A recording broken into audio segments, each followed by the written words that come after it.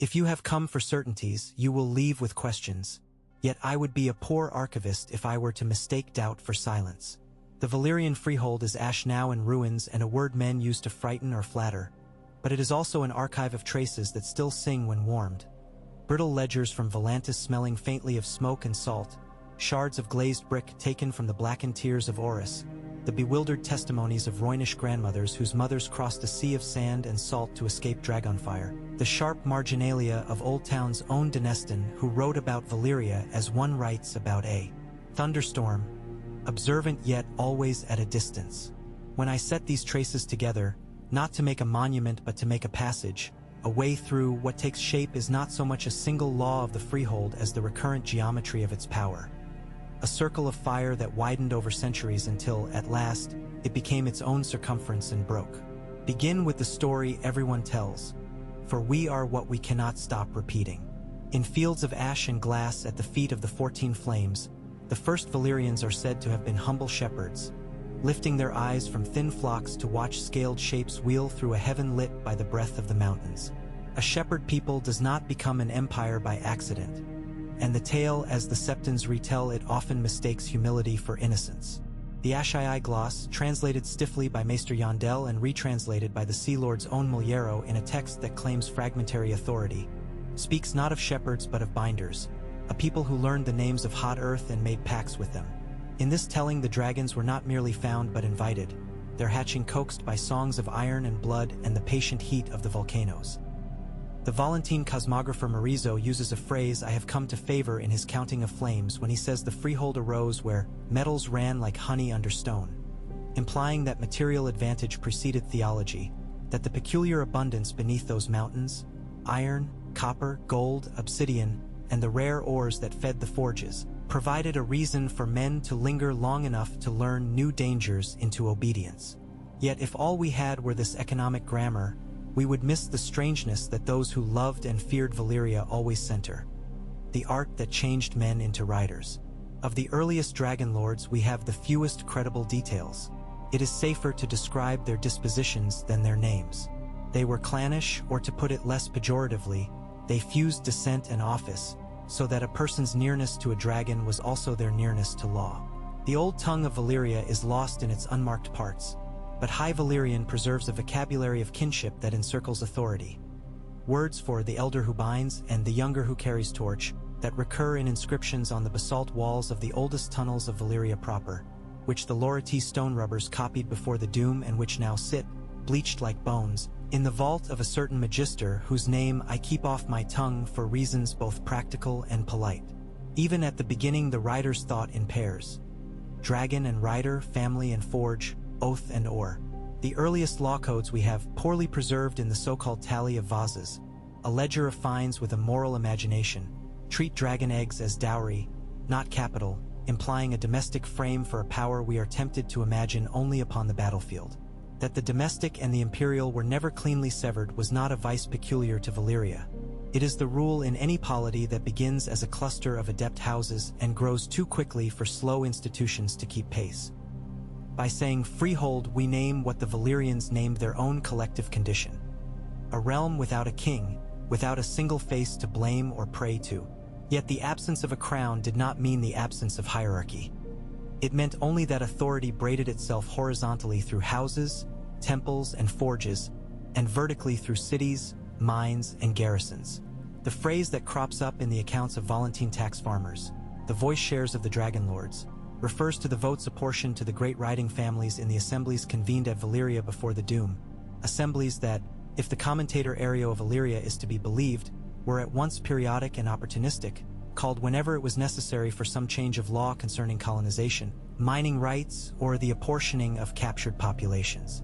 If we trust the arduous compilation that the Myrish scribe salaries undertook 2 centuries after the Cataclysm, there were at the height of Valyria's reach 40 families recognized as Houses of the Flame, though the number is sometimes given as 32 and sometimes as 50, which tells us that prestige was never purely formal.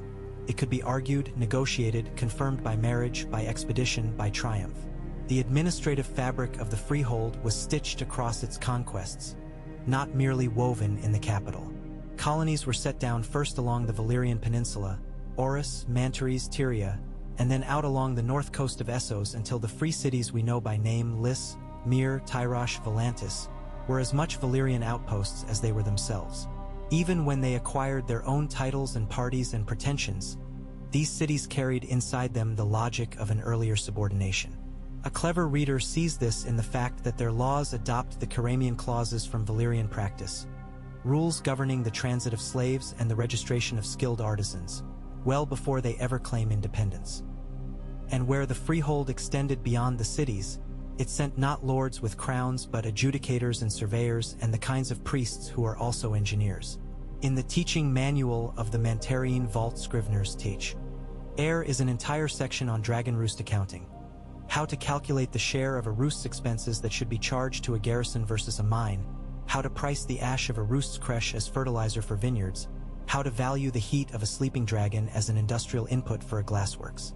You smile, perhaps, at the idea that accountants can speak so coolly of monsters, but the truth of Valyria is that it made dragons ordinary by binding them to ledgers. And yet they were not ordinary. I have read men who speak with contempt of dragons, as if they were merely large engines understood by brighter minds, and I have read women who speak of them as if they were the last argument in any conversation about power. Both are wrong. Dragons were an instrument, yes, and the Valyrians used them with practice and with shame. But dragons were also a pedagogy, a way of teaching a people to think at once about the short and the long, the line of a campaign and the centuries-long line of a house. You cannot keep a dragon without thinking of time differently. An egg is laid and may not hatch for decades.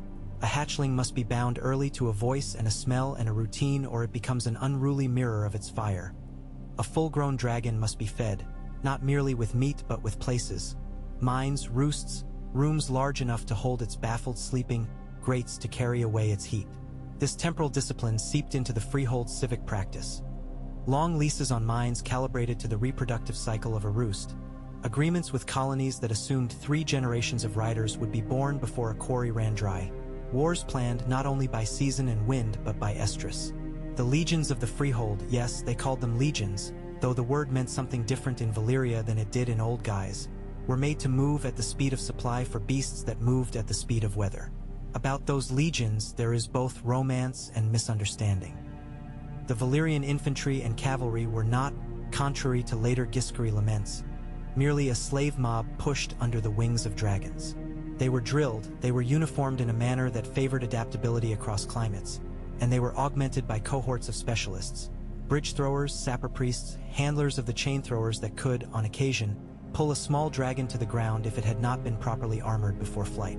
The Telosian treatise on war, preserved in a copy made for a Mantarine vizier, describes a common formation for crossing the upper Skahazaden, infantry squares advancing under leather pavises, covered from above by riders who kept watch for slingers hiding among the rocks. Dragons served as aerial scouts and as artillery and as symbols, and the symbol work they did cannot be discounted.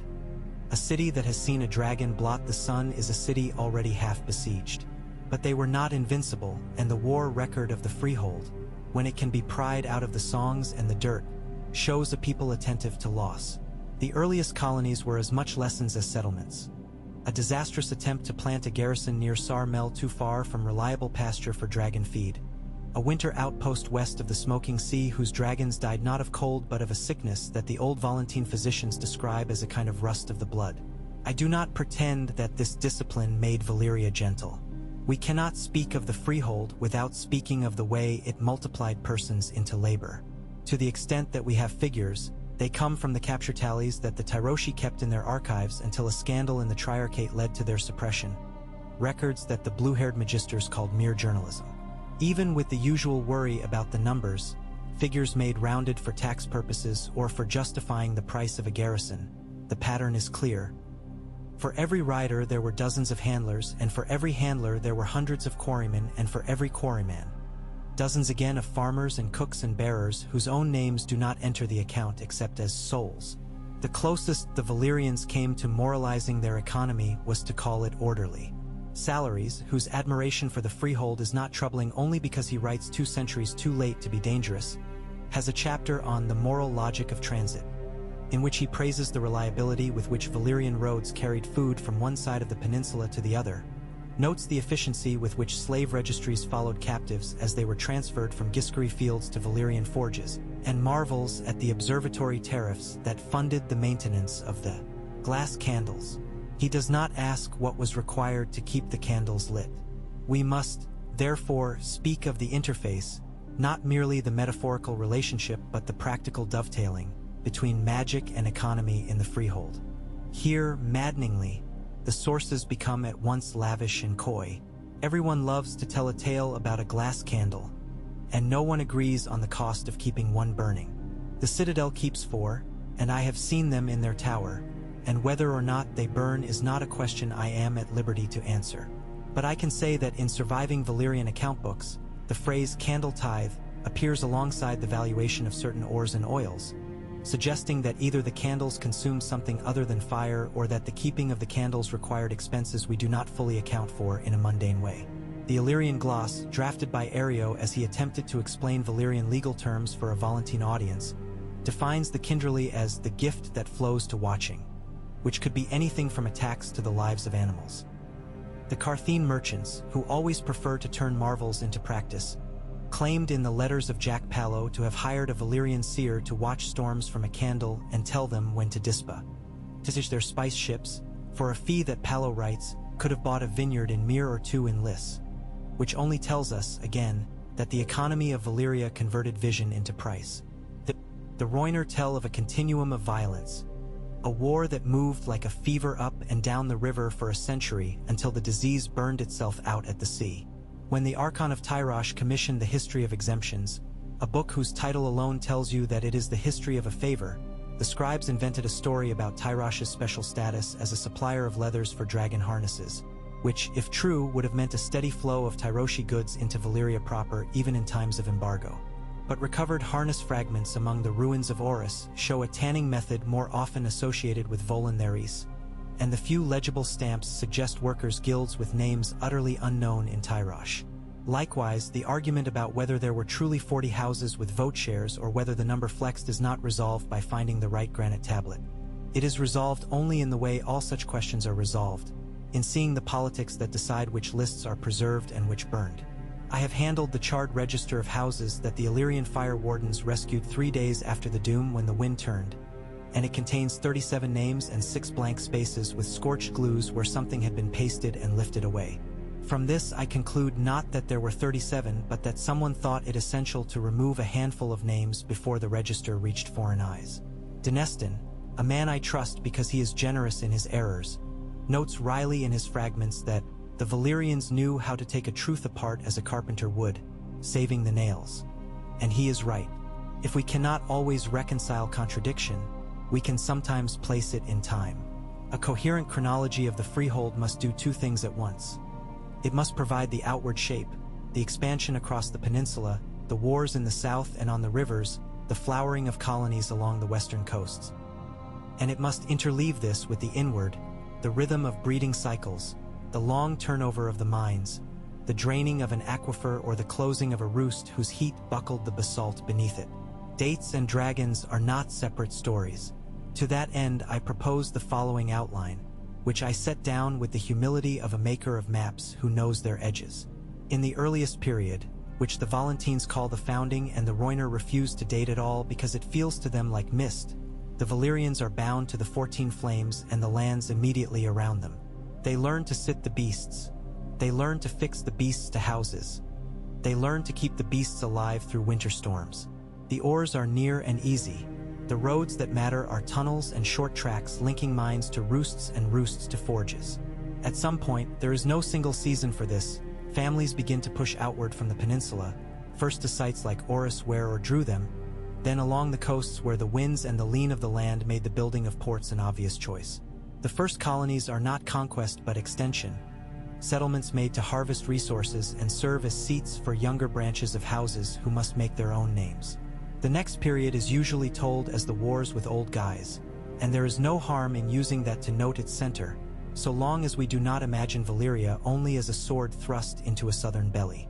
The Giscari Confederation that Valyria confronted had its own long institutions. If Valyria was an empire of forges and flights, Guise was an empire of gardens and chains. Of the 5 wars the Giscari claim, The first two are border wars in which the Freehold tests its legions against the famed Giscari locks and learns humility enough to alter tactics, shifting from hammer blows toward the patient slicing of supply lines and the levering away of minor cities with promises of favorable slave taxes. The third war is remembered for fire, the fourth for treaties, and the fifth for the annihilation of old guys, literally salted so that it could not feed itself again. Our Cohoric colleague Threnio argues that the salting is apocryphal, that no conqueror would salt stone. He prefers to read the phrase salted and sown as an idiom for depopulation. But soil analyses conducted in the reign of Aegon the Conqueror found elevated salinity in the upper layer of earth around the oldest ruins, and though that could be from sea incursion as well as from deliberate ritual, I incline toward the practical cruelty recorded so consistently by so many who disliked Valyria deeply enough to savor the detail. All the while the northern extension continued. The mines grew deeper, the roads grew longer, dragons grew bigger in revolutions of steady feed and careful breeding that made war more efficient in one direction even as it made the supply burden heavier in another. Between the southern and the northern arcs lies the history of the Rhoynar, the river that taught every neighbor to count. The Rhoynar did not fight like the Giscari. They fought as people who use a river as a loom uses a shuttle, running across its breadth and then hiding in its depths. Against them dragons were at once too much and not enough. A city can be burned. It can also be emptied before the fire arrives. The famous queen who led the long flight westward is of such stature in her people's songs that many forget the conflicts that preceded that exodus consisted of 100 lesser decisions. Some villages making peace with Valyrian garrisons in exchange for regulated tolls, some cities turning into semi-Valyrian ports in everything but language, some river captains profiting handsomely by guiding legions up channels only to drown them in others a year later for a different price. The Freehold's administrative genius showed itself here in a form that disgusts us: the conversion of uncertainty into schedules. A city along the lower Rhoyne might go from tribute to rebellion to treaty within a single generation, and yet the ledgers from mere record cargoes traveling on predictable timetables and at predictable prices because the Valyrians were willing to let treaties paper over vengeance. I do not praise this as mercy. I note it as a habit of governance that proceeds by replacing memory with tariff. By the time the Freehold's frontiers approached the upper reaches of the Dothraki Sea, its colonies along the western coast had become something like the hybrid cities we now recognize. Lys with its perfumes and its soft speech, Myr with its lenses and fine work, Tyrosh with its dyed leather and its skilled liar's tongue, Volantis with its grandiose view of itself as the legatee of all that had been. Each of these cities remembered the Freehold according to the angle at which their taxes fell. The Lyseni recall the luxury of elaborately managed peace, the Mermen the reliable arrival of orders for the intricate mechanisms that turned dragon roosts into thermostats, the Tyroshi their exemptions, the Volantines their favored status as an unpublished province. If you have ever sat through a sitting of the Volantine Triarchs, you will have heard speeches in which the tigers and elephants use the Freehold as a mirror in which to threaten or to flatter.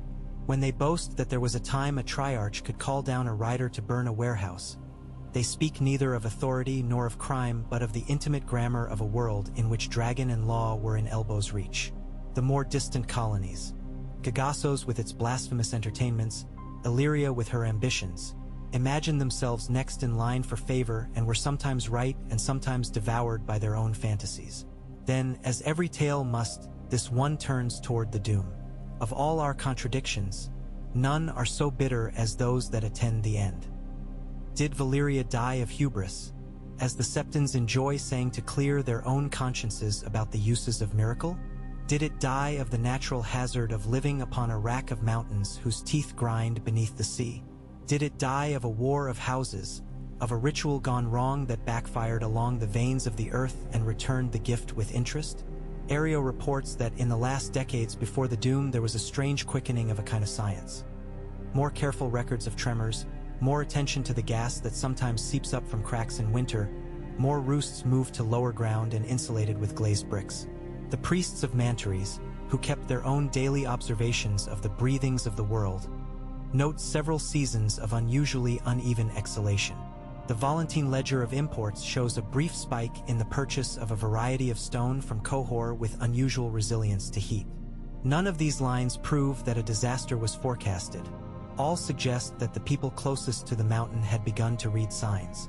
The Targaryen decision to remove themselves to Dragonstone a generation before the Cataclysm, attributed to the dream of a dragon daughter, makes better sense if we place it in this pattern of anxiety.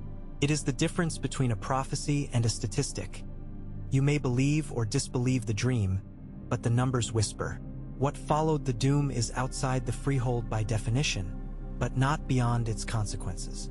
The Century of Blood gave Essos a kind of freedom that feels like bruising when you press on it now.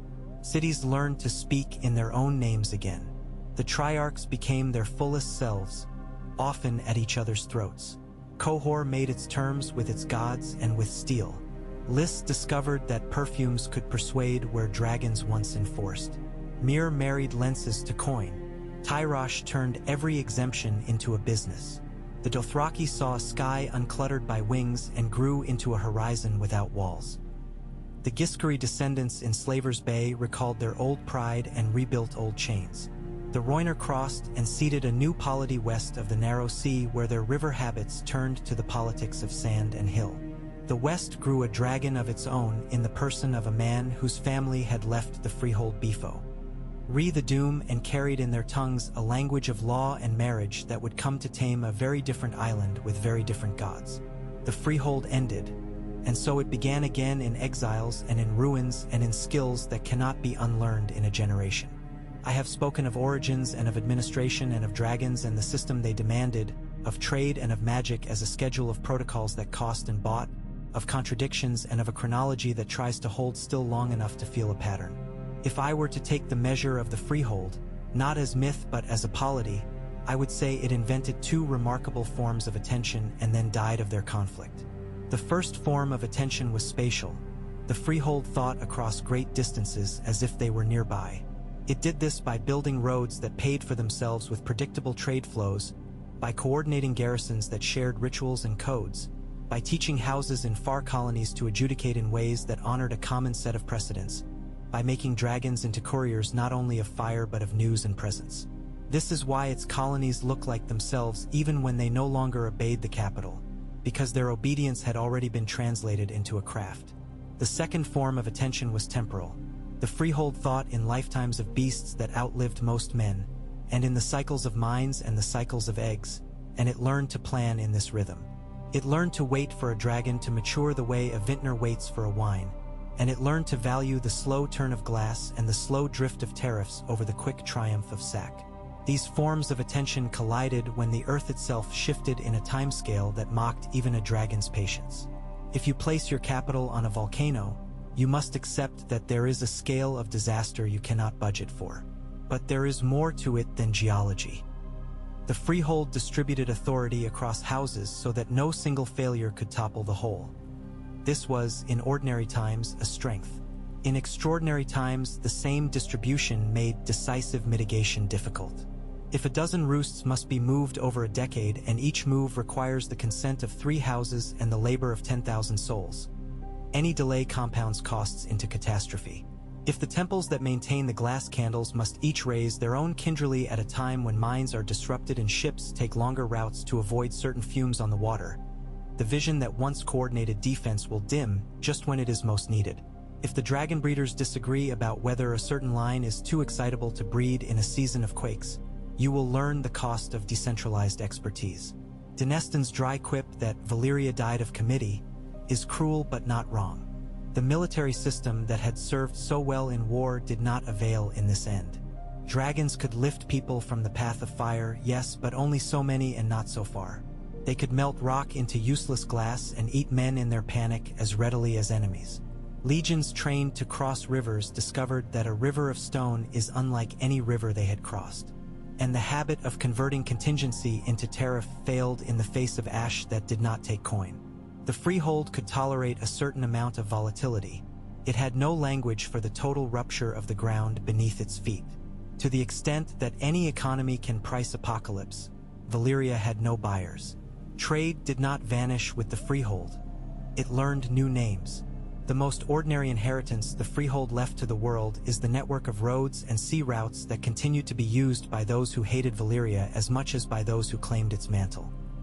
The glassmakers of Mir learned to work without the cheap heat of dragon roosts by adopting cohoric techniques and by slowing their cycles and passing the costs on to customers who were too accustomed to lenses to abandon them.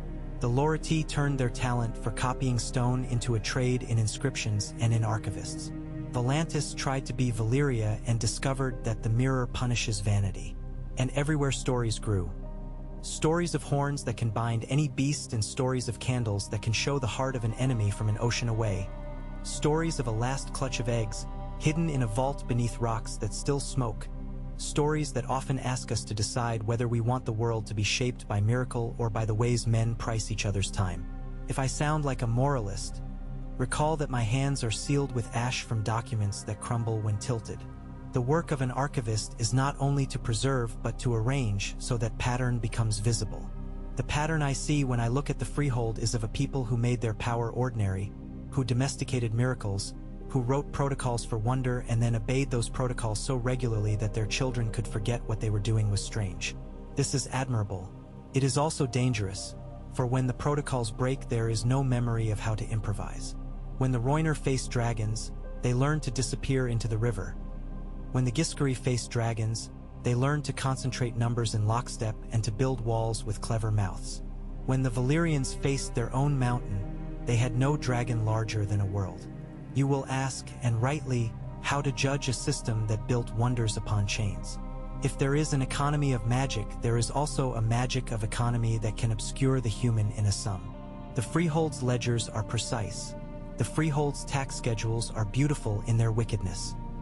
The Freehold standards for the width of roads and the composition of paving stones and the tensile strength of the iron rings used to tether juvenile dragons are, in their way, acts of love for craft. But an empire that measured human life in soul weights and thought its justice satisfied when a promised rate was maintained AC. Ross provinces cannot plead ignorance. The Roiner Akuzmata, those short sayings that traveled with the exiles, include one that I like to hear alongside any praise of Valyrian order. A river is called obedient when it is dying, meaning that the point at which a system shows the greatest compliance may be the point at which it has the least life. If the Freehold's administrative genius deserves to be studied, it does not deserve to be excused. Whether dragons made Valyria or Valyria made dragons is a question that entertains more than it instructs.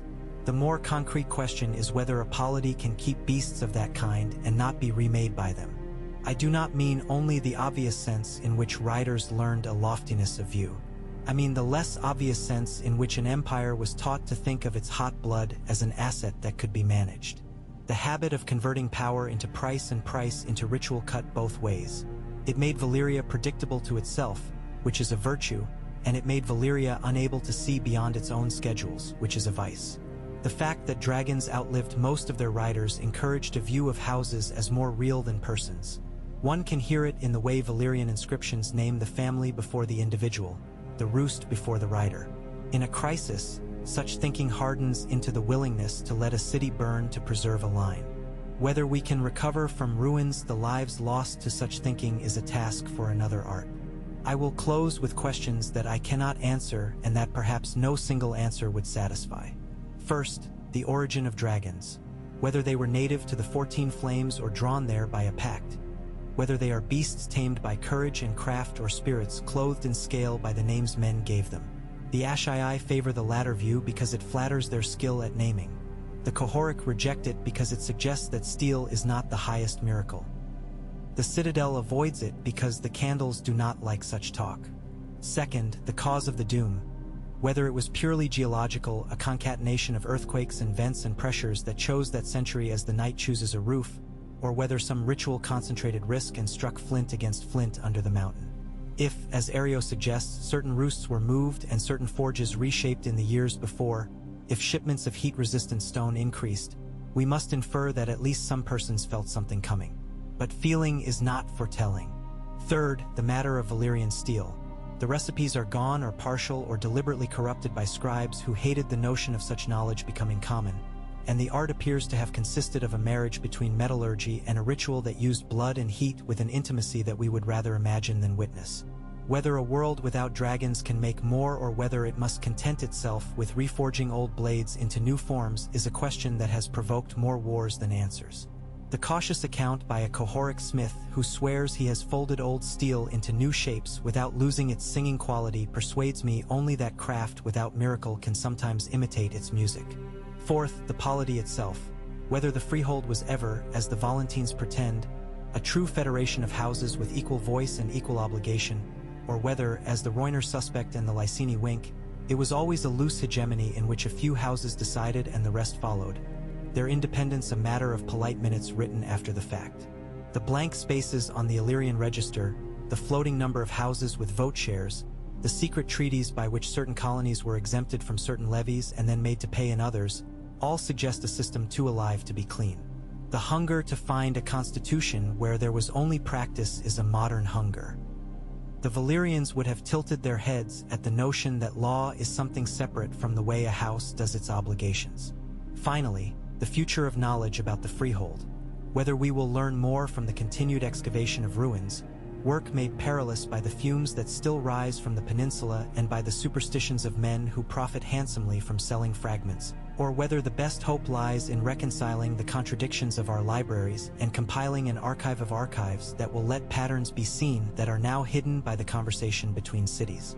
The Loriti have developed a new method of stone rubbing that may recover ligatures in inscriptions once thought rubbed away. The Merman experiment with lenses that can read char beneath ash. The quill of Kohor funds expeditions that search not for treasure but for middens that can tell us how people lived in the shadow of dragons. If the glass candles ever again should burn in a way that can be trusted, they might be used to study the peninsula without venturing into its breath, though I confess I would trust such visions no more than I trust a mirror in a room I do not control.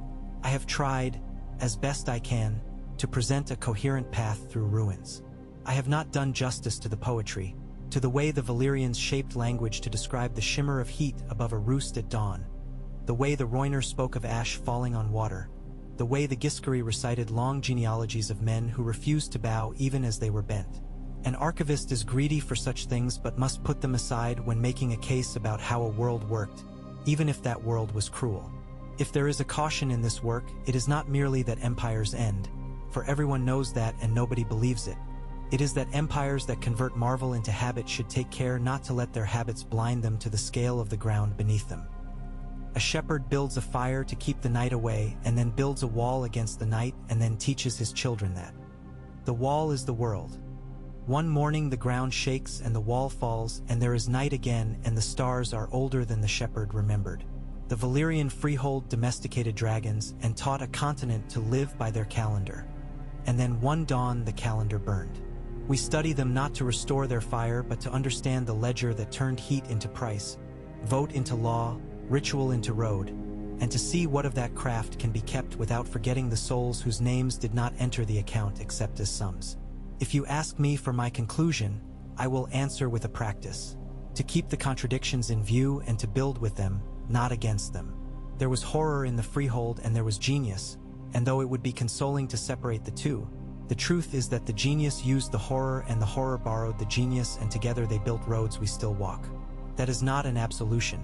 It is an acknowledgement that the past is not a parable but a topography, that we must learn not only how dragons fly but how ledgers breathe, and that when we speak the word Valyria we should hear, beneath the ash and the glory, the hum of a clock that kept such excellent time it could not hear the volcano's heart. And if, on some future night, a candle burns black and shows a room of red stone and a shadow moving on it, I hope the watcher will have learned from our archives that wonder is not an alibi and that the schedules of a great power are not a guarantee against its ending. The temptation, after drawing the large arcs, is to set down the stylus and enjoy the clean curve of it. But the freehold was built of small choices, and some of its true shape only appears when one peers at a single hinge.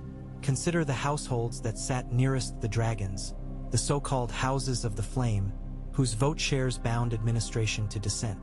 In ordinary speech we call them families, and in ordinary times they behaved as families do. They married for alliance and for temperament, they parceled out inheritances, they quarreled over precedence at rights. Yet even here the beast bent the law. The term that Ario glosses as barisser, which the Valentine copyists shrug off as kinsman, shows in erosion inscriptions a narrower edge, one who has been breathed upon. Dinesta notes that the verb is in the perfect breath received, condition accomplished, and several fragments from mantries imply that a child who failed to take the dragon's scent within a window of weeks could never after be reckoned truly of the house, however impeccable the blood.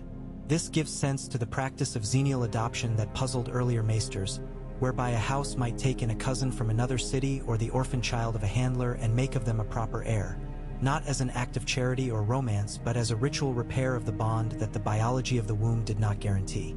Salaries, always too ready to tidy what is messy, celebrates this as enlightened merit, but the Valyrian register of fines lists penalties for masking assent, a crime that suggests the practice had its cheats. Perfumes burned in vents, shavings of harness leather sewed into swaddles, the frantic measures of houses that feared the dying out of their lines more than they feared the scorn of neighbors. The courts that arbitrated such questions were as portable as the roosts. Witnesses speak of flame courts that convened under the shadow of a roost scaffolds when the matter touched dragon or rider, with three kinds of learned persons in attendance: a house elder versed in precedent, an inspector of weights and measure, and a priest-engineer who knew the valves and vents. The inspector seems an odd guest until one recognizes how many disputes were, in substance, about conversion. How many sacks of fodder equaled the promised heat a roost lord had contracted to send to a glassworks? How many days of flight counted against the lease that set a rider to carry dispatches between two colonies? How one reckoned the ash right, that is, the share of a roost's refuse due to neighboring vineyards by ancient custom. The Myrish treatise attributed to Valyrian, which pretends to be a work on geometry, is in truth a manual for field inspectors, and its diagrams of cords and calibrated rods sit beside tables that translate fuels into temperatures in a manner that feels like sorcery until you recall that it was built, line by line, on observation. When the text remarks, almost lazily, that a sleeping dragon yields 3 hearths of heat to the cubit, and then instructs an inspector to allocate that to a bathhouse on specified nights, you hear the Freehold's deeper music. Marvel tuned into measurement, and measurement enforced into habit. Coin followed such discipline, or rather, the Freehold folded coin into discipline until the difference was dull. The principal silver unit, the standard name, is contested, and the Valyntines bully scale, where the Cohoric prefer an older talon. Bore on one side not a face but a pattern of concentric rings that a field assayer could fill with a drop of a standard acid to test adulteration in the market without striking a spark. We own 2 of these in the Citadel's vaults, and the rings are worn smooth by use. Yet even coin could not bear all the costs that mattered.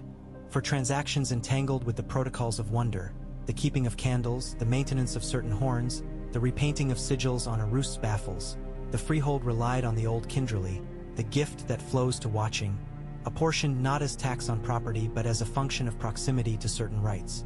The Mermen, with their taste for clean lines, hated this and forever tried to commute Kinderly into coin. The Valyntines, with their taste for status, wore it like a sash. The Mantarines, with their taste for safety, paid it without complaint and kept exacting receipts. Ario's most sardonic line occur. In this context, where coin ends, religion begins. Where religion becomes predictable, coin is reborn with a new face. I have mentioned the handlers and the hornkeepers only as silhouettes. They deserve to be brought into the light. A roost was not only a cliffside cavern or a scaffold hall of brick. It was a schedule. The Valyntine ledger marked Breath Book lists the work of a single month at the Roost of Nerion above the ruins of Predum Oris. 22 night watch shifts listening for tremor before dawn, 8 flights to mine the river mouth, 3 inspections of wing membrane where the baffles rubbed raw, 16 loads of char sifted for use in glass, and the long, dull labor of feeding the heat, which meant carting heavy stones from the outer ridge to line the dens and draw off fire where it pooled dangerously. The hornkeepers appear here not as glamour but as redundancy. The deep bronze notes were used not to command a dragon, that hubris belongs to bards, but to call handlers in a storm when a voice could not carry. There is a receipt for lamp oil for horn platforms, a reminder that even the music of Valyria, as Lycene poets sigh, stank of tallow. Feeding is the least romantic of the arts. The receipts insist upon it. A juvenile of middling size consumed, in the Nerion roost in early spring, the equivalent of 6 oxen in 10 days, and the ledger does not list oxen. It lists measures of the compound called ashmash. Offal ground with bone, mixed with char and brine, pressed into wheels, dried in the heat, and then doused briefly before feeding to soften the exterior. Ario, who is no sentimentalist, comments that the smell was as if all the kitchens of Mantaries had decided to rot at once. The mash allowed a roost to smooth spikes in supply. It also reduced the scavenging habits that made flights a hazard to neighbors. A roost that kept to mash could place its feed orders in advance and load them onto the Freehold's roads with all the other cargo that underwrote the empire. Here again, the habit of turning unpredictability into schedule shows its face. When Valyria marched, it did so on feet of leather and iron more often than on wings. The Telosian treatise maps legions by city and by habit of terrain, and one sees, in the marginalia of a Cohoric copy, a kind of grudging admiration for the Freehold's patience. Against old guys, once the early arrogance had cooled, dragons were used to open gates and ruin granaries in the first year, and then kept above and behind as reserves while the legions cut roads across marsh and field and turned sieges into predictable lines of hunger. The famous Giscari locks, interlocking ranks, great shields stitched with rawhide and soaked to resist flame, could, on a good day, batter forward even under a rider's shadow if they held discipline and wind. The Valyrian answer was not merely more fire but more angles. Sapper priests trained to flood certain ditches with brine so that when a dragon's breath met the soaked leather, the steam blinded what the flame could not devour. Chain throwers to entangle and two-bolt hatchling, and most tellingly, contracts that turned enemy cities into provisioning stations for the next year's push. I say most tellingly because nowhere is the magic economy interface more visible than in these arrangements. A defeated city sworn to maintain a horn platform and a flight baffle for a set number of years, it's kinderly rerouted to a roost that once threatened it. When the Giscari poets speak of humiliation tasting like salt, they mean both tears and brine. Rhoynar war was a harsher education. The river taught even a dragon to miss. The Lysine ballads that make of the wars one all-consuming romance do injury to the cunning of both sides. Rhoynar captains learned to build heat mirages with polished plates that led riders to mistime their dives. They burned reeds upstream to fill a channel with smoke while their boats slid along a shaded bank. They bartered with Tyroshi to move dyestuffs under treaty that then colored marsh water just enough to confuse a scout's glance from too high. Against this, the Valyrians perfected a form of braiding war, if I may borrow a phrase from the Cohoric analyst Moroses. Infantry moving in stepped files along either bank while riders maintained a spiral of watch above, spiraling wider as they advanced so that there was never a straight line from an enemy dart to a belly undefended by scale. The Rhoynar counter was not only to flee or to burn, it was to bargain city by city, to tie the Freehold down with treaties so scrupulously observed that they became habits hard to break even when war called. The result was a frontier that looked like law until a wind changed. It would be restful to praise standardization without remainder, but we must return to the ledger's human residue. The Freehold did not invent slavery. It industrialized it. The Valyrian phrase kaivar, soul weight, appears in registers out of Mantaries and Oris as a unit with subunits assigned according to training and health. A miner counted as 1 kaivar in the prime of his strength, 3/4 if lame, 1.5 if trained in or assay or in the rituals surrounding a roost. Children were counted fractionally, could be rounded up in groups toward a quota, and the rounding hides as much as the precision reveals. If one reads only the ledgers, one can forget that rounding is a story about a life cut to fit a line. Denestin, who found a bundle of annotated contracts in a Volantheris warehouse after a fire had scared away the magisters, noticed small notations, triangles next to certain names, that he took for guild marks until he found a clerk's key. The marks indicated persons considered too fearful for roost work, a quality punished in levies by transfer to the grimmest mines. It is not the cruelty that surprises, it is the casualness with which it was made portable. A microhistory can make even T.'s breadth bearable. Take a season at the roost of Kael'zer above Mantaries during the decades of anxiety before the doom, when the earth's breath grew uneven. The priest-engineer's log for the breath year 182 reports 3 tremors in as many weeks, one strong enough to crack a vent's lining and force a day's work in glaze. The handlers note 2 dragons refusing to sleep in their allotted dens, circling instead as if to find a cooler corner, and the priest writes, with a dryness one hesitates to call courage, behavior suggests hotter stone within. Schedule feed to evening until further note. The city's council directs shipments of the Cohoric stone that resists heat.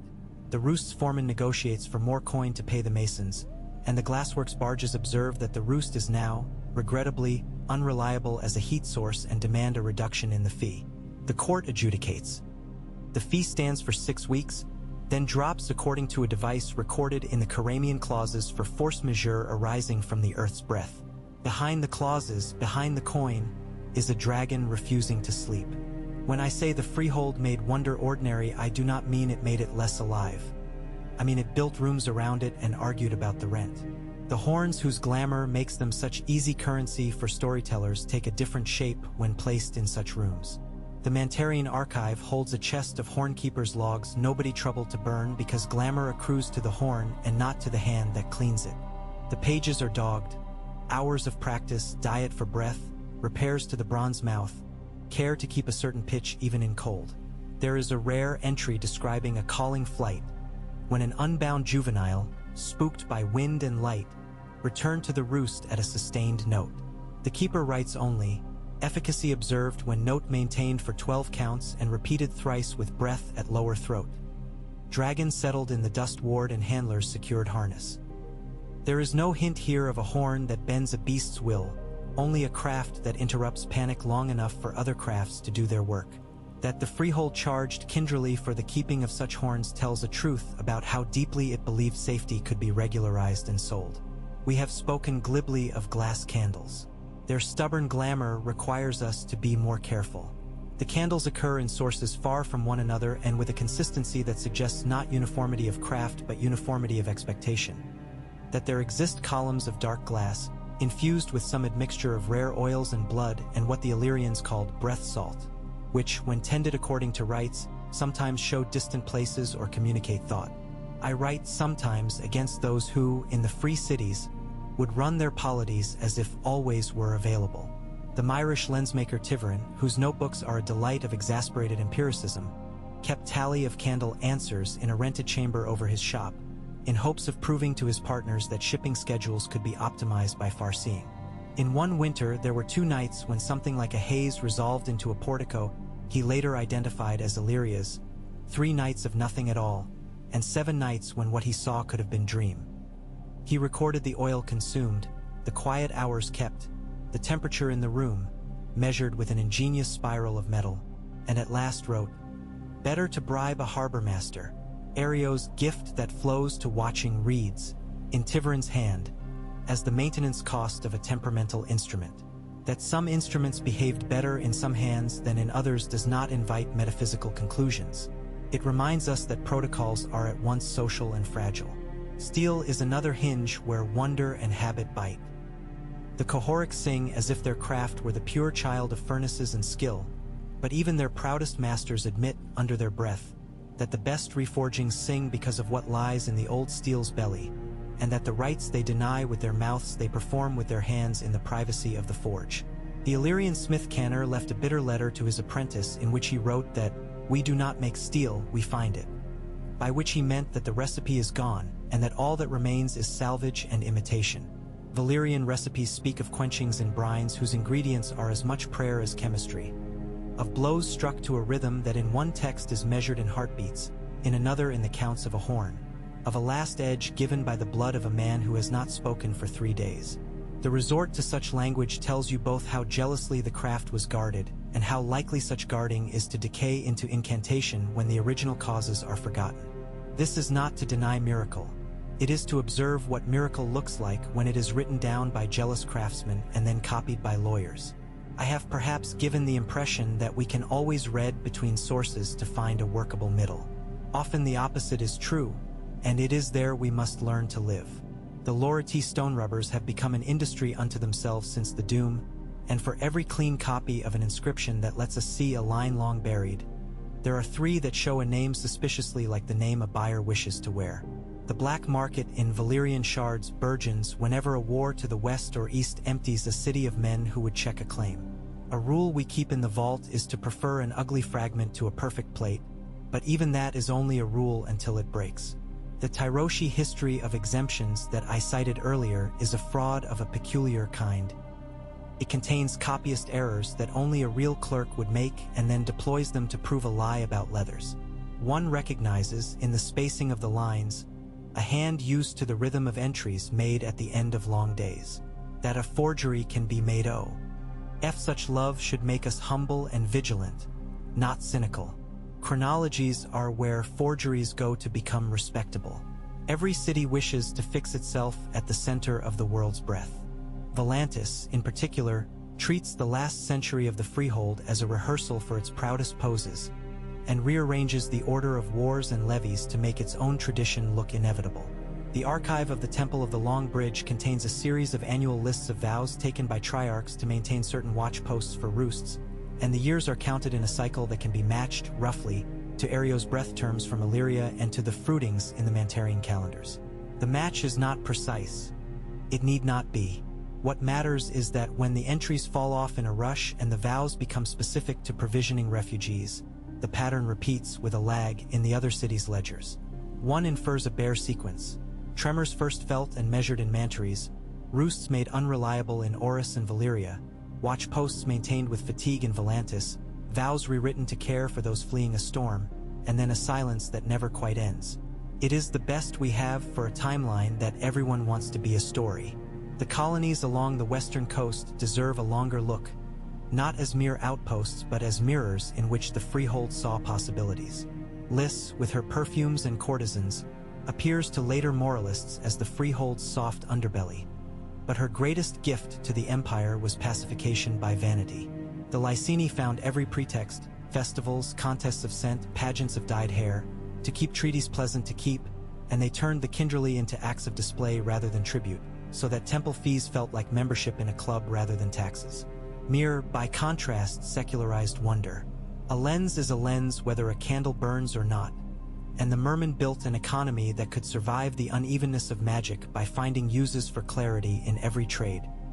Surveyors used them to lay roads straighter, healers to look at the eyes of the sick, clerks to read ash-crisped pages without further crumbling them. Tyrosh perfected exemptions into leverage and taught the Freehold to think of favor as an export. You may trust a system when even its vices pay for roads. The counter-voices are not silent. They are legion. A Roiner captain called Shera, a name that appears in both songs and the tax registers for the city of Selharis, left a series of sayings preserved by a Lysene translator who loved the sound of her thought. Count your oars by the number of grandmothers who will eat if they break, she says in one, an aphorism that cuts not only against Valyrian administration but against Roiner romance. A Giscari chronicler, whose long roll of martyrs we preserve mostly because Denestin admired the ink, wonders whether it would have been better to sue for a lesser peace sooner rather than to watch his garden salted, and is drowned out by his own city's shame. Illyria, over and over again, appears as a minor key. A city that believed itself next in favor only to discover that Valyria proper would always find it easier to feed her capital than to dignify a daughter. Pride and mathematics quarreled there, and the books show both. What of the sea on which all these cities float? The Freehold ships are spoken of as if they were mere floats for dragons, but the shipyards of Volantheris and of Mantares turned out hulls built to outrun storms as well as to carry ore. The Carthene cared less for dragons than for schedules, and their letters to Volantis complain not of burnt docks but of the unreliability of captains who pretend a dragon sighting where there was only wind to justify a missed tide. The Illyrian tariffs tell a story of standard deviations and fines, and, in one small note that makes me smile in pity, the remittance of a penalty for a captain who lost 2 sons on a voyage when a hatchling, spooked by a horn repeated poorly, crashed into the mast. It is the closeness of such entries, the way grief is counted as a line in a column, that I find most instructive of what it meant to live under an empire that domesticated wonder. There is, too, the ordinary alchemy of farmers and cooks that turn dragon waste into bread. The ash of a roost's creche, when properly sifted, spread thin, and watered, sweetened certain soils and improved yield, and the practice spread, along with the fees for it, from the inner cities outward. The trial of Sereth of Oris, a petty foreman caught adulterating roost ash with common charcoal, reads like a comedy until one hears the witness list. Vineyard owners who saw their harvests drop, handlers who lost the coin that paid for lamp oil in a winter of tremors, wives who bound their infants with rags torn from harness leather to keep the scent of beasts that were on the move. The court sentence, a fine calibrated to the spread of the fraud along a segment of road and a week of public cleaning of the vents, taught a lesson more bluntly than any treatise. that in a system where heat is priced, to dilute ash is a sin against bread. The diaspora after the doom deserves pages, but I will restrain my greed to a few clear threads. Freedmen fled with crafts that no longer needed dragons, and founded guilds that wore their loss as a badge of competence. The handlers who became bathmasters in old Volantis because they knew how to pace heat. The hornkeepers who turned their ears to the tides and became pilots able to hear a sandbank a mile away. The priest engineers who found employment in the slow arts of the West, teaching islanders how to seat arches against tremor. The exiled houses that remained ambitious learned to translate their bond with beasts into bonds with men, and one line, carried far across the sea, found in wind and tide and compacted conquest a way to do with ships what had been done with dragons. I do not romanticize their ethics. I acknowledge their coherence. If we have learned anything by laying these papers side by side, it is that a polity is a pattern of repeating acts. Valyria repeated the act of calculating until it forgot what could not be calculated. It repeated the act of binding until it could not distinguish between a ritual of kinship and a contract of sale. It repeated the act of standardizing until the unpredictable earth, weather, sorrow, appeared as a defect to be fined rather than a fact to be feared. Does this make the freehold evil? The question is as useless as it is tempting. It makes the freehold legible, and that is more dangerous, for legibility is what modern powers crave. We read their ledgers because we like to imagine that integers can be just. We read their treaties because we prefer a promise to a proverb. We read their roost schedules because the idea that a dragon can sleep according to a table calms some cowardice in us. Then the ground moves, and we learn again that a dragon refusing her den unthreads more law than a dozen clever scribes can reweave in a winter. I sometimes let myself dream of a discovery that would resolve our questions. A sealed vault under a thin layer of glass near the fourth of the flames that opens into a library of roost records. A chest of candles that can be lit without the old debts. A tray in which a smith has left, scribbled and unguarded, the recipe he could not teach because he did not trust his apprentice. It is the archivist's sin to fantasize that paper can absolve. The better practice is to follow the work where it is already honest. The Lorati method of sidelighting rubbings to catch faint ligatures has given us a new reading of the speech of the valves in an inscription above a roost near Tyria. The Myrish magnifier has let us read beneath a scorch the signature of a clerk who had been thought invented by a later scribe. The quill of Qohor's rude habit of paying diggers to bring up middens has taught us more about diet and habit than any triumphal inscription ever would. The closer we come to kitchens and vents, to pewter spoons and broken valves, the clearer the freehold becomes. There is a small shard of glazed tile from Oris, blue as the last light before evening, in which a child's handprint has been preserved. No inscription accompanies it, no house sigil, no measure of weight. The glaze is of a kind used on baffles to reflect heat. The position of the print suggests the child ran a finger along wet glaze in mischief and laughter and was cuffed for it moments later. I keep the shard in mind when the ledgers swell and threaten to drown me. It reminds me that the empire of schedules was also an empire of afternoons, and that the breath of the earth warmed rooms where children misbehaved and were loved. If this sounds sentimental, forgive me. We must have some inoculation against the narcotic of administration. I have been severe with Valyria. It deserves severity. I have also tried where I could to be exact. The exactitude is not a courtesy to the dead. It is armor against the living, who would, at every turn, conscript the freehold to their causes. The Volantines still make of it a mirror in which they preen. The Lyceni invoke it when they wish a treaty to feel older than it is. The Qohoric curse it and then quote it when a contract needs teeth. The Tyroshi counterfeit it with such skill that their lies have the smell of truth. We do not escape such uses by refusing to write. We escape them, if at all, by writing in such a way that misreading requires more effort than honesty. If the freehold left any positive instruction, it is the counsel to build with the time of the thing one keeps. Dragons asked for centuries and were answered with generations bound together. Mines asked for patience and were answered with roads built to a tolerance of inches that would be mocked by a mountain. Candles asked for uncertain hours and were answered with fees collected on certain days. There is dignity in such replies and danger in thinking dignity sufficient. The contradictions we have walked, between origin tales and ledgers, between songs and fines, between boasts and shards, do not resolve into a single tale that absolves or condemns. They resolve into a practice to count and to keep, and to remember what one cannot count and cannot keep. And so I lay down my stylus with a final admission.